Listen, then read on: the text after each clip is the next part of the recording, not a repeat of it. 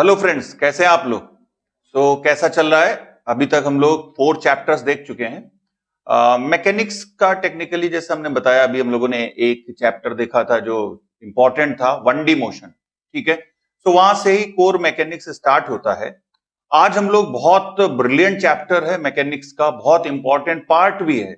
और एक टाइम पे अगर आप देखें 90s में या लेट 90s में या 2000 के आसपास 2010 तक जेई एडवांस में ये फेवरेट था, बहुत पूछते थे वो लोग इसको। उसके बाद अभी भी पूछते हैं, पर रिलेटिवली उतना नहीं पूछते जितना तब पूछते थे। प्रोजेक्टाइल मोशन एज यूजुअल हमेशा फेवरेट चैप्टर रहा है, जेई के लिए, जेई मेंस के लिए या जेई एडवांस के लिए। ऐसा नहीं हो सकता इस चैप्टर के बिना क्वेश्चन पेपर बन जाए, ये पॉसिबल नहीं है। इस चैप्टर को बहुत केयरफुली करना है हम लोगों को, और बहुत ध्यान से सुनिए, इजी है। हम इसको आपको with the help of animation, जो मॉडर्न टेक्नोलॉजी है, जो मॉडर्न टेक्निक्स है, सबके हेल्प से आपको बड़े आराम से फील हो जाएगा। और बिलीव मी, अगर आप ध्यान से देखेंगे, ध्यान से समझेंगे, ध्यान से सुनेंगे, तो फिर आपको बहुत मजा आने वाला है। अभी तक हम लोगों ने मैकेनिक्स में ये पहला चैप्टर आया है जो बहुत अच्छा चैप्टर है, कंसेप्चुअल चैप्टर है, समझने वाला चैप्टर है। और जैसे 1D की काफी इंफॉर्मेशन, वेलोसिटी, डिस्प्लेसमेंट वगैरह आपको पहले से मालूम था, पर इसके बारे में अगर आप 10th पास करके आए तो आपको नहीं मालूम होगा। या जब आप स्कूल में पढ़ते हैं तो स्कूल में इस चैप्टर का लेवल कुछ और होता है, पर जब आप जेई के लिए देखते हैं तो वहां पर लेवल कुछ और होता है, बहुत फर्क होता है दोनों में। आइए स्टार्ट करते हैं प्रोजेक्टाइल मोशन। प्रोजेक्टाइल मोशन में सबसे पहले डे 1 में आज हम लोग इसके कुछ कॉन्सेप्ट देखेंगे। आइए सबसे पहले देखते हैं प्रोजेक्टाइल मोशन होता क्या है, व्हाट इज प्रोजेक्टाइल मोशन। तो हम थोड़ा सा रिवाइंड करते हैं आपके दिमाग को, अगर पीछे जाएं 1D मोशन क्या होता है हम लोग ऑलरेडी हालांकि देख चुके हैं। चलिए उसी से स्टार्ट करते हैं। 1D मोशन जैसे आप स्क्रीन पे देख सकते हैं, एक बॉल है। अगर इस बॉल को जस्ट वर्टिकली अपवर्ड थ्रो कर दें और ये बॉल इसी वर्टिकल डायरेक्शन में मूव कर रही है, ना आगे जा रही है न पीछे जा रही है, जस्ट वर्टिकल मोशन कर रही है, इसको हम लोग क्या कहेंगे, 1D मोशन। बिल्कुल सही है। इस कंडीशन में ऑब्वियस है, जब बॉल टॉप पे पहुंचेगा तो इसका वेलोसिटी 0 होगा, तभी वापस आया होगा, वहां से वापस आएगा, फिर स्ट्राइक करेगा। वर्टिकल डायरेक्शन में जब जाता है तो टॉप यानी मैक्सिमम हाइट, टॉप पॉइंट को आप क्या कहोगे, it will be the maximum height covered by the ball. ये मैक्सिमम हाइट है, ज्यादा से ज्यादा ऊंचाई तक जाता है। जिस मैक्सिमम हाइट तक जाएगा वहां वेलोसिटी 0 होगी। क्यों 0 होगी भाई, इसका वेलोसिटी कम होता जा रहा है स्लोली। अगर ये इनिशियल में u से प्रोजेक्ट किया गया था तो फाइनली यहां पर क्या हो गया, वेलोसिटी 0। क्यों, ग्रेविटी डाउनवर्ड डायरेक्शन में लग रहा है। ये 1D मोशन हो गया, हम लोग ऑलरेडी देख चुके हैं मोशन अंडर ग्रेविटी में। इसके बाद एक और देखें, सपोज सेम बॉल है और एक स्मूथ सरफेस है। स्मूथ सरफेस से ध्यान रखिएगा, एयर रेजिस्टेंस नेग्लेक्ट कर रहे हैं। स्मूथ सरफेस में ये बॉल ट्रैवल कर रहा है, स्मूथ सरफेस में ट्रैवल कर रहा, और अगर हम एयर रेजिस्टेंस को नेग्लेक्ट करते हैं और कर रहे हैं तो इसका मतलब है इसका ये वेलोसिटी कांस्टेंट रहेगा, और अभी भी ये 1D मोशन ही है। पहले वाले केस में मोशन अलोंग वाई एक्सिस था, इस केस में मोशन अलोंग एक्स एक्सिस है। दोनों केसेस में है ये बिल्कुल 1D मोशन, इसमें कोई डाउट नहीं है। तो दो तरह से हमने देख लिया 1D मोशन, एक वर्टिकल डायरेक्शन में, एक हॉरिजॉन्टल डायरेक्शन में। चलिए अब कुछ चेंज किया जाए। अभी तक बॉल को हमने वर्टिकली फेंका या हॉरिजॉन्टली थ्रो किया, अब हम बॉल को ना तो वर्टिकल और ना ही हॉरिजॉन्टल बल्कि किसी एंगल पर थ्रो कर रहे हैं। अब आप देख सकते हो, अगर किसी एंगल पे थ्रो कर रहे हैं with some velocity u, of course कोई ना कोई वेलोसिटी दिया, अब यहां पर आप देख सकते हैं ये 1D मोशन नहीं, ये तो क्लियर है आपको। इट इज सिंपली, अभी जो हम देख सकते हैं ये 2 डायमेंशनल मोशन है। 2 डायमेंशनल मोशन है, बॉल को किसी पर्टिकुलर एंगल पर कुछ ना कुछ वेलोसिटी देके प्रोजेक्ट किया गया है। हाँ, ये जरूर कह सकते हैं, हम इसको ब्रेक कर सकते हैं। कैसे, अगर आप इस डायरेक्शन में देखें तो इस u का क्या कंपोनेंट होगा, u cos थीटा। और अगर आप वर्टिकल डायरेक्शन में देखेंगे, इस u का होगा कंपोनेंट u sin थीटा।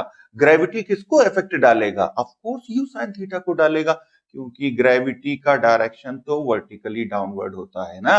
पर u cos थीटा का क्या होगा? नो चेंज, कांस्टेंट रहेगा, ये नहीं चेंज होगा। एयर रेजिस्टेंस हम लोग नहीं कंसीडर कर रहे हैं। सो ये मोशन हुआ 2D motion end of course ये हुआ प्रोजेक्टाइल मोशन। प्रोजेक्टाइल मोशन का मीनिंग है ना तो वर्टिकली थ्रो किया ना हॉरिजॉन्टली थ्रो किया, बल्कि किसी न किसी एंगल पर थ्रो कर दिया। अब ये मोशन है, इसको जरा समझें। जैसे 1D मोशन था, हमने बॉल को वर्टिकली अपवर्ड थ्रो किया, फाइनली इसका वेलोसिटी 0 हुआ, बॉल वापस आ गया। इसके बाद हॉरिजॉन्टली थ्रो किया तो भाई चलो इसका वेलोसिटी u था, अभी भी u बना रहा, कांस्टेंट रहा। दोनों 1D मोशन है, हमने क्या किया? दोनों को ज्वाइन कर दिया, दोनों को ज्वाइन कर दिया और बॉल को किसी न किसी एंगल पे थ्रो किया। यहां पर बॉल को एंगल पे थ्रो किया है, इट मींस इस बॉल के कंपोनेंट भी होंगे। और एज यूजुअल जैसे हम लोग देख चुके हैं, ये u cos थीटा हो गया और ये इस डायरेक्शन में it will B vertical direction में u sin थीटा हो गया। और बॉल का ये पाथ, जिसको हम लोग टेक्निकली ट्रेजेक्टरी बोलते हैं, ये पाथ भी पैराबोलिक होता है। लेटर ऑन हम लोग इसको प्रूव भी करेंगे। सो ये हम लोगों ने देख लिया कि this motion plus this motion means 1D motion along y axis, 1D motion along x axis, combined करके हमने बना दिया 2D मोशन। सो ये हो गया 2D मोशन। कौन कौन से इसमें डायमेंशन इन्वॉल्व है? x भी इन्वॉल्व है, y भी इन्वॉल्व है, x प्लस y एक्सिस दोनों इन्वॉल्व है। अब इसको जरा 2D मोशन या मोशन इन अ प्लेन भी बोलते हैं। सो 2 डायमेंशनल मोशन या मोशन इन अ प्लेन मतलब क्या हुआ? Motion of any object in any of 2 axis. ध्यान रखिएगा, 2 एक्सिस, 2 एक्सिस इन्वॉल्व। कौन सी? एक्स वाई हो सकती है, भाई कुल मिला के 3 ही एक्सिस होते हैं, 3 में कोई भी 2 हो सकते हैं, वाई जेड हो या जेड एक्स हो। हमने पहले भी बताया है। ऑल्दो हम लोग देखेंगे कि ऐसा नहीं है कि 2D मोशन, प्रोजेक्टाइल मोशन हमेशा 2D मोशन होगा, नहीं, 3D भी हो सकता है, 1D नहीं हो सकता। लेकिन सो यहां पर projectile motion may be 2D और even 3D also, but in general it use to be 2D motion, मतलब जनरल कंडीशन में ये 2D ही रहता है। पर 3D हो सकता है। अगर आपसे कोई पूछेगा कि 3D कैसे होगा, कैसे होगा 3D, जरा सोच के देखो। आप किसी रूम में बैठ के ही तो ये वीडियो देख रहे हैं। इमेजिन करें रूम के एक कॉर्नर से और जस्ट अपोजिट कॉर्नर पे कोई बॉल थ्रो करना हो, तो वहां पर तीनों एक्सिस इन्वॉल्व होती है कि नहीं होती है? जरा इमेजिन करके देखें, वीडियो पॉज करके और खुद से देखें कि इमेजिन करें एक कॉर्नर से दूसरे कॉर्नर पे बॉल फेंक रहे हैं, 3D मोशन हो जाएगा, प्रोजेक्टाइल मोशन हो जाएगा। सो यहां पर हम लोग देख रहे हैं 3D प्रोजेक्टाइल मोशन का एक एग्जांपल। देखें, देखिए यही है। जैसे आप, अगर हमारे पास एनिमेशन नहीं होता तो क्या होता? हम आपसे कहते हैं आप इमेजिन करें, अब आपके ऊपर डिपेंड करता है आप इमेजिन अच्छा कर सकते हैं कि नहीं कर सकते हैं। सो यहां पर हम उसको आपको with the help of animation दिखाते हैं। देखें किस टाइप का होगा 3D प्रोजेक्टाइल मोशन। ये देखिए, यहां पर अगर हम लोग इसको एज्यूम कर लें कि चलो भाई ये एक्स एक्सिस है, चलो भाई ये वाई एक्सिस है, और इसको हमने एज्यूम कर लिया दिस इज जेड एक्सिस। अब क्या हो रहा है? जब बॉल इस पाथ पे जा रहा है, तीनों कोऑर्डिनेट चेंज हो रहे हैं, एक्स में भी चेंज हो रहा है, वाई में भी चेंज हो रहा है, इवन जेड में भी चेंज हो रहा है। इसका मतलब अगर तीनों कोऑर्डिनेट चेंज हो रहे हैं, it's a perfect example of 3D projectile motion. 3D projectile motion का ये परफेक्ट एग्जांपल हो जाता है। अब हम लोग देखना चाहते हैं प्रोजेक्टाइल मोशन को, देखना नहीं चाहते, फील करना चाहते हैं। आप और हम मिलके फील करेंगे क्या होता है प्रोजेक्टाइल मोशन। देखें, अगर प्रोजेक्टाइल मोशन जैसा हम लोग अभी तक देख रहे थे, उसके बजाय 2 मिरर लगा देते हैं, मतलब एक्स एक्सिस को आप एक मिरर समझ लीजिए, उसको हॉरिजॉन्टल मिरर बोल देंगे। वाई एक्सिस को एक मिरर समझ लीजिए, उसको वर्टिकल मिरर बोल देंगे। बॉल आप देख सकते हैं, मिरर भी आप इमेजिन कर सकते हैं, और यहां पर बॉल के 2 इमेज भी आपको दिख रहे होंगे। एक इमेज ये है और एक इमेज हॉरिजॉन्टल मिरर में। चलिए, जब बॉल को प्रोजेक्ट करेंगे तो बॉल तो आप देख लेंगे, सभी लोग देख लेंगे इजीली। इमेज पे जरा फोकस करिए, जो वर्टिकल मिरर और हॉरिजॉन्टल मिरर दोनों में इमेज फॉर्म हो रहा है, उस पे फोकस करें। देखें, हमने बॉल को प्रोजेक्ट किया, इमेज देख रहे हैं आप, बॉल को प्रोजेक्ट कर रहे हैं, आपको इमेज पे कंसंट्रेट करना है। देखिए, इमेज ही आपको ये चैप्टर सिखा देगी। अगर आपने इमेज देख लिया और उस पे फोकस कर लिया, बिलीव मी ये चैप्टर बहुत इजी लगेगा। सो फिर से देखिए, एक बार इमेज पे फोकस करिए, आप हॉरिजॉन्टल वर्टिकल तीनों दोनों मिरर में आप देख सकते हैं क्या हो रहा है इमेज का। चलिए फिर से एक बार, कुछ लोगों ने नहीं देखा होगा, फिर से एक बार देखते हैं। बॉल को प्रोजेक्ट कर रहे हैं, वर्टिकल मिरर में क्या हो रहा है और हॉरिजॉन्टल मिरर में उसके इमेज का क्या हो रहा है, देखें यहां पर, ये देखें। सो अल्टीमेटली क्या दिखा आपको, आपको ये दिखा कि वर्टिकल मिरर में जब बॉल का इमेज था वो अपवर्ड गया और फिर डाउनवर्ड आया, बट हॉरिजॉन्टल मिरर में उस इमेज में क्या चेंज हुआ, कोई चेंज नहीं हुआ, एज इट इज चलता रहा, एज इट इज चलता रहा। इट मींस यहां पर आप देख सकते हैं जो हॉरिजॉन्टल मिरर में बॉल का इस तरह से इमेज ट्रेवल कर रहा था उसका स्पीड क्या था, you cos theta. Vertical mirror में बॉल का इमेज ट्रेवल कर रहा था उसका वेलोसिटी इनिशियल क्या था, यू साइन थीटा। पर ये यू साइन थीटा तो जीरो हुआ है, बॉल नीचे आता दिखा था इमेज उसका, बिल्कुल इसी वजह से, क्यों, क्योंकि ग्रेविटी डाउनवर्ड डायरेक्शन में एक्ट कर रही है। अब यहां पर टॉप पॉइंट पे मींस मैक्सिमम हाइट, जिसको आप एच से डिनोट कर रहे हैं, जिसको हम बोलते हैं maximum height, range capital R, मतलब हॉरिजॉन्टली कितना ट्रेवल किया। अच्छा, हॉरिजॉन्टल के लिए कौन रिस्पॉन्सिबल है, यू कॉस थीटा या यू साइन थीटा, बिल्कुल सही सोचा आपने, यू कॉस थीटा रिस्पॉन्सिबल है इस हॉरिजॉन्टल रेंज के लिए। और वर्टिकल हाइट के लिए कौन रिस्पॉन्सिबल है, of course you sine theta, you sine theta responsible है इस कैपिटल एच के लिए। इसका मतलब जो दो इमेज हैं वो हमको ये चैप्टर पूरे तरह से समझा देंगे।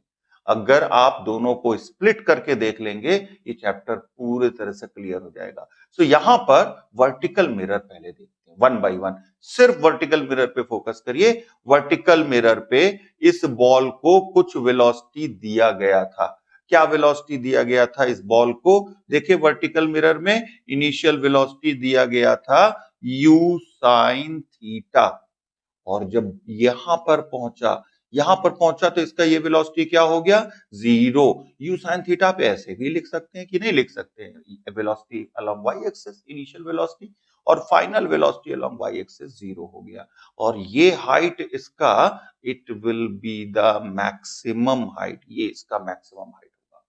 अब जरा ये कोशिश करें कि ये एक तरफ आप देख रहे हैं बॉल ऊपर जा रहा है फिर वापस आ रहा है, किसी एक तरफ का टाइम निकालने का ट्राई करें। ग्रेविटी तो काम कर रहा है ना, इस डायरेक्शन में ग्रेविटी काम कर रहा है। अगर हम टाइम निकालना चाहते हैं तो टाइम निकालने के लिए इक्वेशंस ऑफ मोशन हमारे पास हैं, उन्हीं इक्वेशंस ऑफ मोशन का वर्टिकल मिरर में यूज कर सकते हैं। क्यों, जी हमारा अवेलेबल है यहां पर। तो वर्टिकल मिरर में इक्वेशंस ऑफ मोशन को यूज करें, देखें gravity acts in the vertical direction, so we can say time taken by image of ball going up, ball को ऊपर जाने में टाइम ले लिया हमने स्मॉल टी, नीचे आने में भी टाइम टी लगेगा और सेम टाइम लगेगा। ये तो क्लियर हो गया आपको 1D में ही कि भाई 1D मोशन में हम लोगों ने देखा था सेम टाइम लगता है अपवर्ड जाने में एंड जस्ट इक्वल टाइम लगता है डाउनवर्ड आने में। टॉप पे पहुंच के वेलोसिटी जीरो हो रहा है, इसके लिए रिस्पॉन्सिबल कौन है, ग्रेविटी है रिस्पॉन्सिबल। सो यहां पर हम सिंपल देखें यहां पर बॉल जब u साइन थीटा से प्रोजेक्ट किया है उसका फाइनल वेलोसिटी जीरो हुआ है, इट मींस v जीरो हो गया, आप देख सकते हैं initial velocity u sine theta minus gt। सो t की वैल्यू यहां से क्या आ जाती है, u sine theta by g। अब जरा क्या आपको बताना पड़ेगा कि ये u sine theta by g क्या है, वन साइडेड टाइम है, चाहे आप अप के लिए देखें या डाउन के लिए देखें, ऊपर जाने का टाइम भी यही है, नीचे आने का टाइम भी यही है। अब यही टाइम है तो टोटल टाइम अगर निकालना हो तो टोटल टाइम के लिए क्या करोगे, टोटल टाइम के लिए दोनों ऐड कर देंगे, सिंपल सी बात है, दोनों 2t ऐड कर दिए और ये आ गया 2u sin थीटा बाई जी। इसको हम क्या कहते हैं, टाइम ऑफ फ्लाइट, या हिंदी में बोलते हैं उड्डयन काल, या सिंपल भाषा में हमारी आपकी भाषा में बोलते हैं जितनी देर तक हवा में रहा उसको हम कहते हैं टाइम ऑफ फ्लाइट। ध्यान रखिएगा इसको, जितनी देर तक बॉल हवा में रहा, ये याद रखिएगा, जितने टाइम तक बॉल हवा में रहा, मतलब इसका मतलब वो कितनी देर तक फ्लाई करता रहा, वो है टाइम ऑफ फ्लाइट। इसके बाद अगर हम मैक्सिमम हाइट, याद है ना मैक्सिमम हाइट, जहां वेलोसिटी जीरो हुआ था फाइनल, मैक्सिमम हाइट देखना है, v square equal to u square minus twice g H.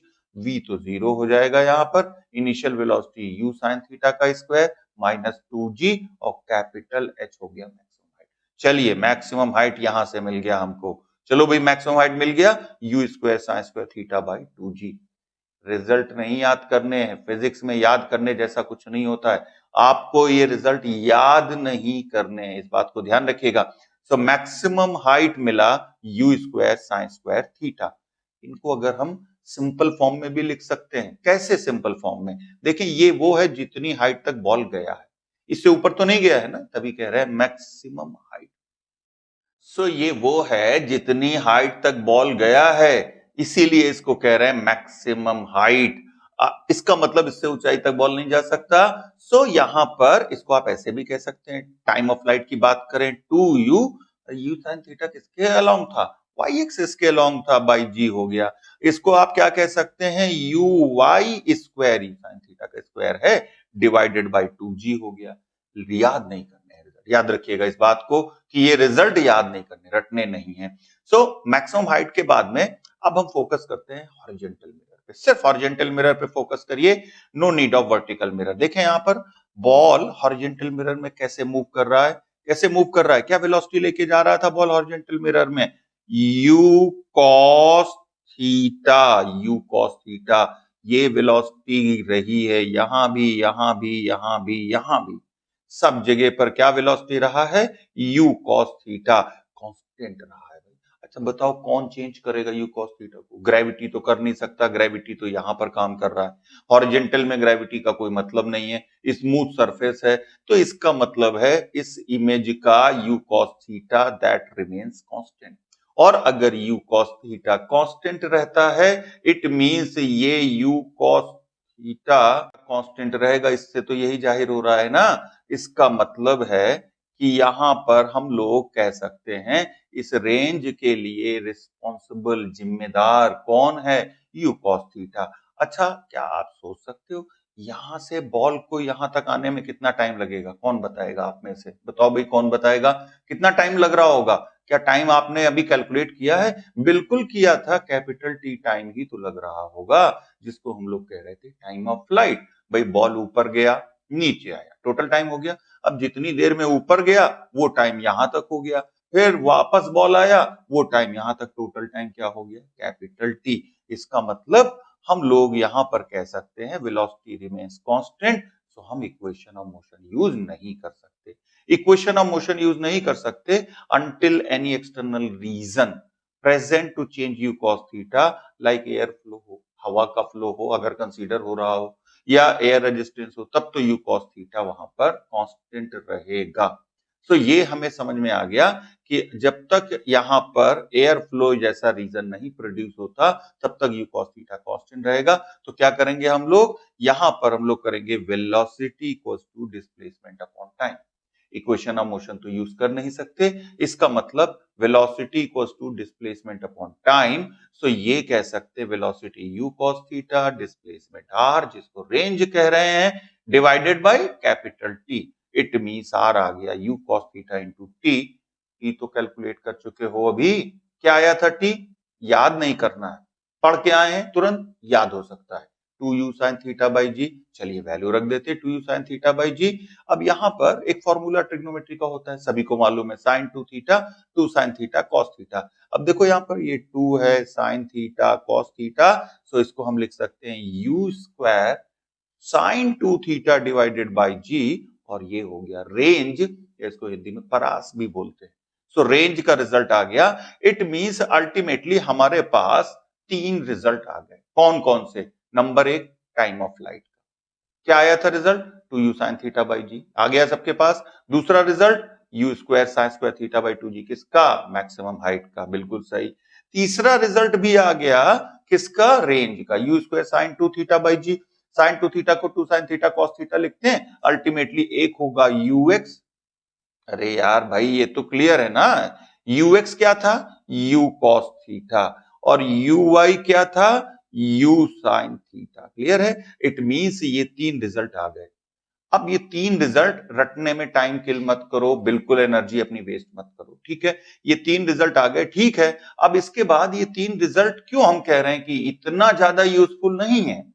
Useful हैं, पर ऐसा मत सोचो कि जेई में आपको इस पे ही क्वेश्चन मिलेगा। अब देखें 11th में जब आप पढ़ते हैं, स्कूल में जब आपको पढ़ाया जाता है तो 3 रिजल्ट, ये एक रिजल्ट और बता दिया जाता है पैराबोलिक पाथ प्रूव करने के लिए। इससे ज्यादा तो किसी स्कूल में नहीं पढ़ाया जाता ना, आप में से कोई इससे ज्यादा तो नहीं पढ़ाया गया होगा अगर आप 11th में पढ़ चुके हैं। तो इसका मतलब ये है कि आपको क्या लगता है, and this is the difference, कि हाँ जो 11th में पढ़ाया जाता है वो तो हम कवर कर रहे हैं, वहां तक हम पहुंच चुके हैं। अगर आप 11th स्टैंडर्ड के हिसाब से देखें तो बस एक रिजल्ट और रह जाता है, बस हमारा सिलेबस खत्म, प्रोजेक्टाइल खत्म। जबकि हम लोग प्रोजेक्टाइल में अभी बहुत बात करेंगे, अभी बहुत बात डिटेल में करेंगे। सो 11th का syllabus which is not sufficient, जो आपको स्कूल में पढ़ाया जाता है, डेफिनेटली वो बिल्कुल सफिशिएंट नहीं, इवन जेई मेंस के लिए भी सफिशिएंट नहीं है। ये आपको खुद क्लियर होता जाएगा। सो यहां पर रेंज और ये 3 रिजल्ट आ गए। इन रिजल्ट की खास बात क्या है, कंडीशन। देखें बिना कंडीशन के कोई फॉर्मूला होता नहीं है, कोई भी फॉर्मूला नहीं है। इसलिए कोई भी फॉर्मूला देखो तो कंडीशन पे फोकस रखना, ध्यान रखना, कंडीशन जरूर। इवन हम लोगों ने velocity equals to displacement upon time की भी कंडीशन देखी, याद है ना? क्या थी condition? Direction of displacement, direction of velocity same होना चाहिए। इवन हम लोगों ने इक्वेशन ऑफ मोशन की कंडीशन देखी थी, क्या थी? Acceleration should be constant. यहां पर ये था इनिशियल पॉइंट, इसकी कंडीशन देखना चाहते हैं, ये है फाइनल पॉइंट। क्या दोनों आप में, आपको दोनों में कुछ दिख रहा है? क्या दिख रहा है? दोनों एक ही लेवल पर हैं, दोनों एक ही लेवल पर हैं भैया, एक ही लेवल पर हैं। जहां से बॉल को प्रोजेक्ट किया, ठीक बॉल वहीं पर आके लैंड किया, मतलब उसी लेवल पे, उसी सरफेस पे। अब ये time of flight, maximum height, range जिंदाबाद है, कोई दिक्कत लगा सकते हैं। तो तीनों result, time of flight, maximum height, range, तीनों रिजल्ट एप्लीकेबल होंगे यहां पर। इसका मतलब है कि ये तभी एप्लीकेबल होंगे जब इनिशियल और फाइनल पॉइंट सेम लेवल पर। सेम लेवल पे होने का मतलब है कि दोनों सेम प्लेन में हो, ऐसा भी कह सकते हैं। अगर यहां पर ये सेम लेवल पर ना हो तब क्या करोगे? ये रिजल्ट काम नहीं आने हैं तब। जैसे एक बॉल को प्रोजेक्ट कर दिया समवेयर हियर, ये इनिशियल पॉइंट हो गया, किसी हाइट से प्रोजेक्ट कर रहे हैं सपोज, और ये हो गया फाइनल पॉइंट। अब क्या करोगे? अब ना तो टी काम आना है, ना एच काम आना है, ना आर काम आना है। मतलब अब टाइम ऑफ फ्लाइट का रिजल्ट नहीं लगा सकते, मैक्सिमम हाइट का रिजल्ट नहीं लगा सकते, रेंज का रिजल्ट नहीं लगा सकते। तो आपको समझ में आ गया कि इसका मतलब बड़े लिमिटेड जगह पर वो 3 रिजल्ट लग सकते हैं। तभी मैंने कहा था कि उनको याद करने में अपना एनर्जी वेस्ट मत करो, बहुत लिमिटेड प्लेस पे उसको लगा सकते हैं, यूज कर सकते हैं। फिर करेंगे क्या? अब आप ये सोच रहे हो कि बता तो रहे नहीं लगा सकते, तो करेंगे क्या? हम लोग देखेंगे आगे, तसल्ली रखो, हैव पेशेंस। हम लोग देखेंगे आगे फिर क्या करेंगे, और भी कॉम्प्लेक्स केसेस भी देखने हैं। सो ये तो समझ में आ गया कि ये 3 रिजल्ट कभी अप्लाई करने हैं। चलो एक एग्जाम्पल ले लिया जाए, एक अच्छा सा एग्जाम्पल। यहां पर a body of mass m projected upward with initial velocity. देखें ध्यान से, इसने प्रोजेक्टाइल नाम नहीं लिया, इसने कहा इनिशियल वेलोसिटी है 4i cap plus 5j cap metre per second. चलो भाई, ये इनिशियल वेलोसिटी पूछ क्या रहा है? Find time of flight. अब जब आपने ये वेलोसिटी देखी, जरा ध्यान से उसको देखो, क्या है velocity? 4i cap plus 5j cap. 2D में है कि नहीं वेलोसिटी? इनिशियल वेलोसिटी अगर 2D में है तो इसका मतलब तो ये है कि ये प्रोजेक्टाइल हो सकता है। इवन ये प्रोजेक्टाइल है। टाइम ऑफ फ्लाइट कैलकुलेट करना, मैक्सिमम हाइट कैलकुलेट करना, attend and range attend by the body, range calculate करना है।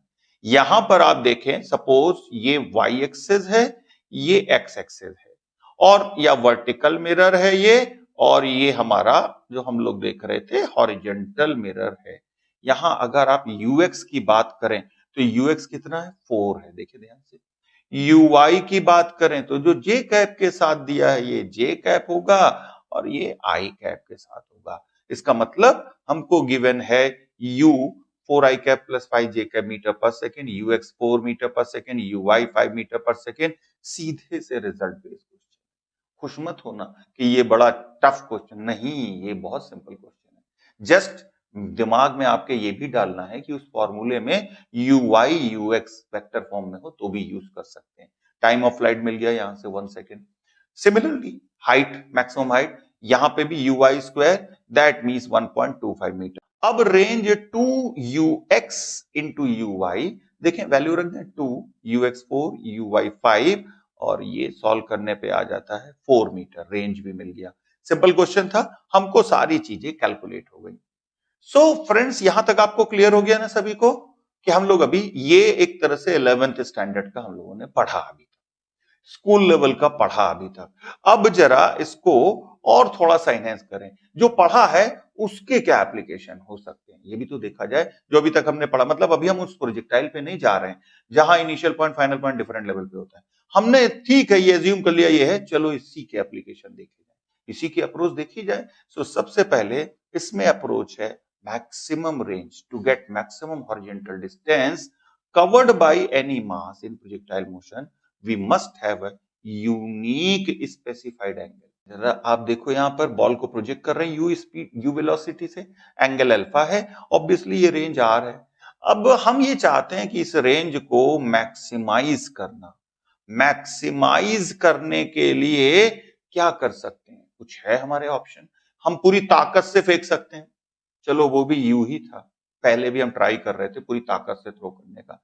सो यू से फेंक सकते हैं, और क्या कर सकते हैं, कुछ साइंस है यहां पर इन्वॉल्व कर सकते हैं। क्या साइंस इन्वॉल्व कर सकते हैं, ये एंगल डिसाइड कर सकते हैं, एंगल डिसाइड कर सकते हैं। एंगल इनिशियल लेवल पे डिसाइड किया जा सकता है किस एंगल पर थ्रो करें, किस एंगल पे थ्रो करें। जैसे फॉर एग्जांपल हम देखें, जैसे आपके हाथ में पेन होगा, ये पेन है, अब हमको ये देखना है कि ये पेन को थ्रो करना है। अब आप सोचो प्रोजेक्टाइल पाथ पे थ्रो करना है, तो हमारे हाथ में क्या है, हम पूरी ताकत से थ्रो कर सकते हैं। But what about this angle, ये जो एंगल हॉरिजॉन्टल से, ये डिसीजन ले सकते हैं हम ज्यादा एंगल पे फेंकें, कम एंगल पे फेंकें, या और कम एंगल पे फेंकें। और इस पे कंपटीशन भी होते हैं, याद होगा आपको ओलंपिक्स में कंपटीशन होते हैं। क्या कंपटीशन होते हैं, हैमर थ्रो बोलते हैं, हैमर थ्रो होता है। या आप टारगेट प्रैक्टिस भी करते हैं, तो जैसे कोई गन से, तो वहां पर थोड़ा ऊपर टारगेट करते हैं क्योंकि ग्रेविटी असर डालता है, ग्रेविटी की वजह से डिप करता है। तो यहां पर एंगल हमारे हाथ में है, एंगल क्या हो, तो फ्रेंड्स सबसे अच्छा एंगल है मैक्सिमम रेंज के लिए, वो है 45 डिग्री पर। यहां एक बात और कहेंगे, हम अभी एयर रेजिस्टेंस कंसीडर नहीं कर रहे हैं, नहीं कर रहे हैं, इसलिए एंगल 45 डिग्री है।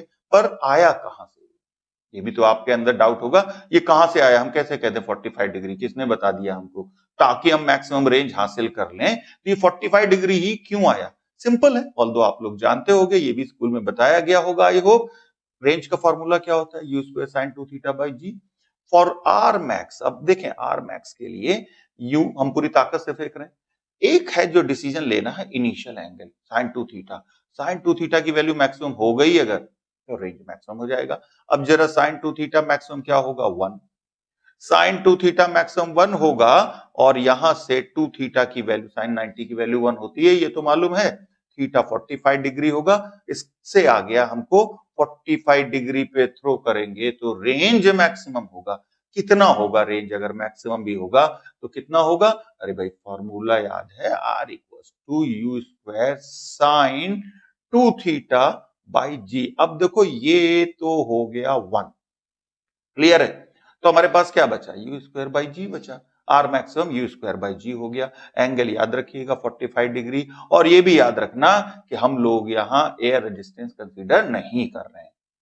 अब अगर 45 डिग्री है एंगल, इस कंडीशन पे हाइट क्या होगी, जिसको हम मैक्सिमम हाइट कहते हैं, और ये हाइट, लेकिन वो मैक्सिमम ऑफ मैक्सिमम हाइट नहीं है, मैक्सिमम हाइट कह रहे हैं, वो कितना होगा, फॉर्मूला क्या था, u square sine square 45 by 2 g. Sine 45 क्या होता है, 1 by root 2 square, 1 by 2 means 4 g आ गया, u square by 4 g, in this case maximum height. इस कंडीशन में इनका रिलेशन भी देख सकते हैं, इनका रिलेशन क्या है मैक्सिमम हाइट का और इसका, देखें आर, यहां पर आर मैक्सिमम में अगर आप 4 से डिवाइड कर दो तो इस कंडीशन का एच आ जाएगा। समझ में आ रही है बात, जब थीटा 45 डिग्री है तब का आपको एच मिल जाएगा, उस कंडीशन में एच मिल सकता है। इसका मतलब क्या हुआ, जरा देखो यहां पर, इसका मतलब ये हुआ कि अगर बॉल को हम थ्रो करते हैं एट द एंगल 45 डिग्री, देखें जरा, ये y है और ये x है, बॉल को हमने थ्रो किया यू से और हमने कहा भाई ये 45 डिग्री है। इसका मतलब जो ये वैल्यू होगी वो होगी रेंज। कितना होगा ये value? U square by g. Clear है? और जो मैक्सिमम हाइट होगा वो क्या होगा? ये मैक्सिमम हाइट होगा यू स्क्वायर बाई 4g। बात समझ में आ गई? ये वाई एक्सेस है, इसके कोऑर्डिनेट देखोगे तो क्या आएंगे? आप कहोगे यू स्क्वायर बाई ट्वाइस जी, भाई इसका हाफ हो जाएगा ना, comma you square by 4g top point के कोऑर्डिनेट। बात क्लियर हो गई? टॉप पॉइंट पे वाई एक्सेस वाला वेलोसिटी 0 होता है, टॉप पॉइंट पे जो पॉसिबल वेलोसिटी खाली यू कॉस थीटा होता है, राइट? सो यहां पर हम लोगों ने देख लिया मैक्सिमम रेंज का। अब अगर एयर रेजिस्टेंस तो कंसीडर नहीं किया हम लोगों ने, मान लो एयर रेजिस्टेंस कंसीडर करना हो तब क्या करेंगे? एयर रेजिस्टेंस कंसीडर करना है तब क्या करेंगे? देखें यहां पर, here we are neglecting effect of air resistance. If we consider air resistance, then this angle theta should be little bit less than 45 degree. So इस कंडीशन में जब एयर रेजिस्टेंस कंसीडर किया जाएगा, देखें आप एयर रेजिस्टेंस नेग्लेक्ट किया, theta 45 degree है। अब जब एयर रेजिस्टेंस कंसीडर करेंगे तो थीटा 45 से थोड़ा कम होगा। अब जरा इस बात को समझ लिया जाए ध्यान से, सभी लोग ध्यान से सुनो। देखो अब आप कहोगे 45 डिग्री से कम होगा, बता क्यों नहीं रहे कितना होगा? एयर रेजिस्टेंस हर बॉडी के शेप और साइज पे डिपेंड करता है। कोई बॉल छोटा हो सकता है, कोई बॉल बड़ा हो सकता है, क्रिकेट का बॉल हो सकता है, फुटबॉल हो सकता है। कोई भी ऑब्जेक्ट के शेप पे डिपेंड करता है कौन? Air resistance. That depends on shape, मतलब किस शेप का है, एंड साइज ऑफ ऑब्जेक्ट। इसका मतलब है कि हम एंगल स्पेसिफाई नहीं कर सकते, पर इतना कह सकते हैं कि 45 से थोड़ा कम होगा, राइट? मतलब एक रफ आइडिया कि 44 डिग्री, 43.5 डिग्री, 43 डिग्री, मतलब इसी रेंज में होगा टू गेट मैक्सिमम रेंज। लेकिन एग्जैक्ट एंगल हर ऑब्जेक्ट के लिए अलग अलग होगा। तो ये तो क्लियर हो गया आपको। सो आइए हम लोग इसके बाद आते हैं एक और कॉन्सेप्ट जिसको कहते हैं सेम रेंज। सेम रेंज का कॉन्सेप्ट क्या है? ऐसा पॉसिबल है कि हम किसी ऑब्जेक्ट को थ्रो करें और उस ऑब्जेक्ट को दो डिफरेंट एंगल पे थ्रो करें, लेकिन रेंज सेम हो, मतलब वो स्ट्राइक एक ही जगह करे। क्या ऐसा पॉसिबल है? लग रहा है आपको? सोच के देखो भाई सभी लोग, 1 सेकंड का टाइम लो, सोचो। क्या आपको लग रहा है एक ऐसा पॉसिबल है कि दो डिफरेंट एंगल हों, दो डिफरेंट एंगल हों और उसके बाद वो ऑब्जेक्ट सेम जगह पर हिट करे? मतलब क्या हुआ? मतलब ये हुआ, फॉर एग्जाम्पल आप देखो यहां पर, एक को हम ऐसे फेंक रहे हैं, एक को ऐसे फेंक रहे हैं। क्या ये पॉसिबल है कि ये दोनों एक ही जगह पर जब प्रोजेक्टाइल पाथ पे फेंकेंगे एक ही पॉइंट पर लैंड करें? ऐसा पॉसिबल है? है पॉसिबल। चलो पहले एनिमेशन से देख लेते हैं हम लोग। यहां पर आप देखें, दो डिफरेंट एंगल पर दो बॉल्स प्रोजेक्ट की गई हैं और दोनों एक ही पॉइंट पे हिट कर रही हैं। और एक बात बता दूं, दोनों का वेलोसिटी भी सेम है, दोनों का इनिशियल वेलोसिटी u इसका भी है और इस बॉल का भी u ही है। एंगल दोनों का डिफरेंट है, एक का एंगल अल्फा ले लेते हैं, एक का एंगल कुछ हम लोग बीटा बोल देते हैं, पर रेंज आप देख सकते हैं दोनों के लिए सेम है। कैसे पॉसिबल है ऐसा? अभी आपको लग रहा होगा नहीं नहीं ऐसा कैसे हो सकता है। हो सकता है, मैथमेटिकल मैजिक है कि ऐसा पॉसिबल है, और रियलिस्टिक में भी ऐसा हो सकता है। चलिए देखते हैं सेम रेंज के लिए। सबसे पहले बॉल 1 के लिए देखें। बॉल 1 के हमने सपोज अल्फा पे प्रोजेक्ट किया, r1 u square sine 2 alpha by g. Ball 2 को हमने बीटा पे प्रोजेक्ट किया, सेम, बस अल्फा की जगह बीटा रख दीजिए, u square sine 2 beta by g. अब हम कंडीशन एक लेके आते हैं, अगर अल्फा प्लस बीटा 90 डिग्री है, then obviously beta will be equals to 90 minus alpha. It means यहां पर R2, देखें जरा, बीटा को रिप्लेस कर दिया 90 माइनस अल्फा से, u square sine 2 in bracket 90 minus alpha by g, और ये आ जाता है u square sine 180 minus twice alpha by g. It means u square sine 2 alpha by g, और ये क्या था? R1 की वैल्यू। रेंज सेम हो गई, पर कंडीशन क्या लगाई है? कंडीशन ये लगाई है sum of the angle of projections must be 90 degree. Initial speed भी सेम लेना है, दोनों बॉल्स का रेंज डेफिनेटली सेम होगा। मतलब कहने का सपोज किसी बॉल को u स्पीड से प्रोजेक्ट करना है और हमारे पास दो बॉल्स हैं, एक को हमने थ्रो कर दिया 60 डिग्री पर, एक को थ्रो कर दिया 30 डिग्री पर। दोनों को u स्पीड से थ्रो किया है, क्या दोनों का रेंज सेम होगा? अरे बिल्कुल होगा भाई, अभी हम लोगों ने देखा सम ऑफ प्रोजेक्शन एंगल 90 डिग्री होना चाहिए। 60-30 क्या होता है? 90 तो होता है। या एक बॉल को प्रोजेक्ट किया 75 डिग्री पे, एक बॉल को प्रोजेक्ट किया 15 डिग्री पर, क्या दोनों का रेंज सेम होगा? होगा, होगा, हर हाल में होगा, 100% होगा। चलिए एक और एग्जांपल ले लें। अगर एक को प्रोजेक्ट किया 45 डिग्री माइनस थीटा पे और एक को प्रोजेक्ट किया 45 डिग्री प्लस थीटा पे, क्या रेंज सेम होगा? थीटा कुछ भी हो, 2 degree, 3 degree, 5 degree, 6 degree, what ever, obviously 45 से कम हो, 10 डिग्री, 15 डिग्री, क्या दोनों का रेंज सेम होगा? ध्यान से देखना इसको। तो अभी भी दोनों का सम क्या है? देखो थीटा कैंसिल हो जाएगा, अभी भी दोनों का सम 90 डिग्री है।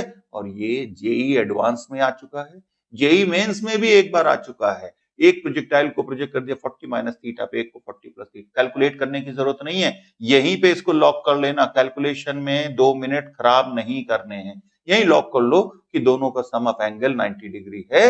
इसका मतलब है कि ये दोनों का रेंज एब्सोल्युटली सेम होगा। सो यहां से ये कह सकते हैं रेंज सेम होगा। बार बार हम कह रहे हैं रेंज सेम होगा, तो कुछ लोग, हिंदुस्तानी लोग हम लोग हैं, लिबरल होते हैं, सोचते हैं रेंज सेम, सभी को लग रहा सेम ही होगा। नहीं, आपने एनिमेशन में देखा था दोनों का रेंज तो सेम था। टाइम ऑफ फ्लाइट अलग हो सकता है, मैक्सिमम हाइट भी अलग हो सकता है, और हो नहीं सकता, होगा अलग। टाइम ऑफ फ्लाइट भी, मैक्सिमम हाइट भी डिफरेंट होगा, सिर्फ रेंज सेम होगा। ध्यान रखिएगा, time of flight different, maximum height वो भी डिफरेंस होगा। इसका मतलब चलो अब ये रिलेशन निकालने की कोशिश करें कि टाइम ऑफ फ्लाइट का रिलेशन क्या होगा। सिंपल सा है, जल्दी से, आप लोग मैथमेटिकल कैलकुलेशन में मास्टर है। चलिए देखते हैं बॉल वन के लिए। पहला हमारा कंडीशन क्या है? अल्फा प्लस बीटा 90 डिग्री है। अल्फा प्लस बीटा 90 डिग्री है, पहले के लिए 2u sin alpha by g time of flight. Ball 2 के लिए 2u sin beta by g. अब बीटा 90 माइनस अल्फा सब्स्टिट्यूट करें तो ये क्या आ जाएगा? 2u cos अल्फा बाई जी। क्यों ना एक प्रोडक्ट करके देखें। किसका प्रोडक्ट? T1 और T2 का। ये T2 आ गया, T1 को भी मल्टीप्लाई करें तो T1 T2 का प्रोडक्ट किया 2u sin alpha by g into 2u cos alpha by g. क्या कुछ मिला काम का? चलो देखते हैं, कुछ मिल जाएगा। sin 2 अल्फा को 2 sin अल्फा cos अल्फा रख लिया। इसका मतलब T1 into T2 equals to 2 by g u square sin 2 alpha by g. और इसको हम क्या लिख सकते हैं? रेंज। एक और रिजल्ट आ गया, T1 इंटू T2, और ये हो जाता है 2 बाई जी आर सेम। अब ये भी रिजल्ट बड़े काम का है। कैसे काम का है? सपोज कह दिया जाए कि एक बॉल को प्रोजेक्ट कर दिया 45 डिग्री प्लस थीटा पे, एक बॉल को प्रोजेक्ट कर दिया 45 डिग्री माइनस थीटा पे। एक बॉल का टाइम ऑफ फ्लाइट कह दिया 3 सेकेंड है, एक बॉल का टाइम ऑफ फ्लाइट कह दिया 5 सेकेंड है। तो रेंज क्या होगा? अब ये अगर आप मैथमेटिकली करने लगोगे तो बहुत टाइम खा जाएगा, बहुत टाइम खा जाएगा। लेकिन अगर आप, मालूम है आपको T1 T2 equals to twice by g R, सीधे से देखो क्या हो गया, एक का 3 सेकेंड 5 सेकेंड, सीधे 15 इंटू जी डिवाइडेड बाई 2। और जी को अगर 10 लेंगे तो 2 से कैंसिल करोगे 5, इसका मतलब कितना हो गया? 75 मीटर रेंज हो गया। सीधे से आ गया, एक लाइन में, कुछ करने की जरूरत नहीं। और ये सारी चीजें दिमाग में रखी जाती है जब आपके अंदर दीवानगी होगी, आप फिजिक्स के लिए हंग्री होंगे, या आप आईआईटी के लिए हंग्री होंगे, और जब हंग्री होंगे जबरदस्त, तब भी आप वहां पहुंच पाएंगे।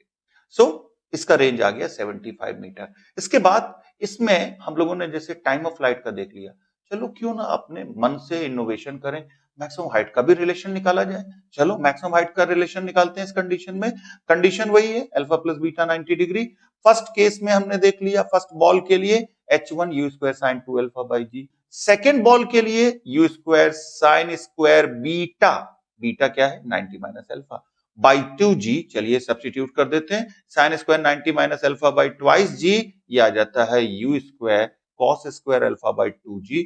फिर से प्रोडक्ट करने का मन अब आपका भी कर रहा होगा हमारे साथ साथ। चलिए प्रोजेक्ट करते हैं दोनों को, H1 इंटू H2 मल्टीप्लाई किया, सिंपल सा कैलकुलेशन किया और यहां पर हमको मिल गया u square sine 2 alpha by g का स्क्वायर, ध्यान रखिएगा स्क्वायर मल्टीप्लाइड बाई 1/16।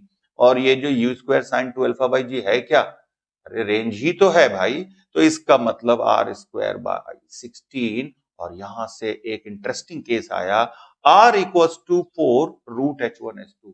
अब देखो ये भी शॉर्टकट बनाता है, क्या बनाता है, हमने कहा एक बॉल को प्रोजेक्ट किया 45 डिग्री प्लस थीटा पे।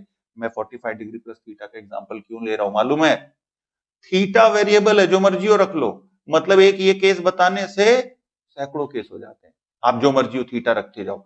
एक बॉल को प्रोजेक्ट किया 45 डिग्री माइनस थीटा पे। अब ये कह रहा है कि एक बॉल मैक्सिमम हाइट गया 2 मीटर और एक बॉल का मैक्सिमम हाइट था 8 मीटर, रेंज बताओ क्या होगा दोनों का। अरे कुछ भी नहीं करना है यार, ये देखो यहां पर आया H1 2 H2 8 मल्टीप्लाइड किया 16, बाहर निकल के आया 4 और 16 मीटर रेंज आ गया ना, बिल्कुल जस्ट किडिंग, बिल्कुल आराम से आपको आता जाएगा। These are the concept. अब ये तो आपको 11th में नहीं बताए गए हैं ना, ध्यान से खुद ही आपको मालूम होगा अगर आप 11th कर चुके हैं। ये नहीं कह रहा हूं मैं एडवांस लेवल के हैं, बट ये टॉप लेवल के हैं, अच्छे लेवल के हैं कॉन्सेप्ट, और ये आपको 11th में नहीं बताए जाते। And this is the difference, यही डिफरेंस होता है आईआईटी जेई और 11th सिलेबस वही है। आप किसी भी बोर्ड में देखें, UP board, CBSE board, ISC board, state board, whatever, सब में प्रोजेक्टाइल मोशन लिखा हुआ है, प्रोजेक्टाइल मोशन लिखा है सिलेबस में, आईआईटी में भी लिखा है या जेई मेंस में भी लिखा है, पर उसके अंदर का कंटेंट वो डिफरेंट करता है। आप बोर्ड में 100 में 99 100 आराम से ले आते हैं, बात जब आईआईटी की आती है तो 50% मार्क्स लाने में भी आपकी हालत बिगड़ जाएगी। 100% मार्क्स तो it's next to impossible, possible ही नहीं है टेक्निकली। क्यों, सिलेबस तो वही है जो 11 12 का होता है, वही जेई का है, वही जेई मेंस का है, कोई डिफरेंस नहीं है सिलेबस में, और इवन कम है समटाइम्स अगर हम देखें। पर क्यों नहीं आते, क्योंकि आपने ऊपर ऊपर चैप्टर को पढ़ा होता है, चैप्टर के अंदर नहीं जाते हैं। और अभी तो हम गए भी नहीं अंदर, अभी भी ऊपर ऊपर ही है, अंदर जाएंगे आपको खुद ही रियलाइज होगा कि हाँ क्या होता है कोई चैप्टर, अच्छा कंसेप्चुअल चैप्टर में डीप साइड नॉलेज क्या होती है। So friends, this is end of day 1 projectile motion. आपको मजा आ रहा होगा और मजा आएगा, आप प्रोजेक्टाइल मोशन ध्यान से सुनते रहिएगा। ये डे 1 में हमने सिर्फ चैप्टर के बेसिक कवर किए हैं, अब धीरे धीरे हमने डीप में जाना स्टार्ट किया है। So this is end of day 1, ध्यान से करते रहिए, आपको बहुत अच्छा लगेगा। नेक्स्ट डे 2 में हम लोग और अच्छे से देखेंगे और डीप में जाएंगे चैप्टर के। So this is end of day 1 projectile motion.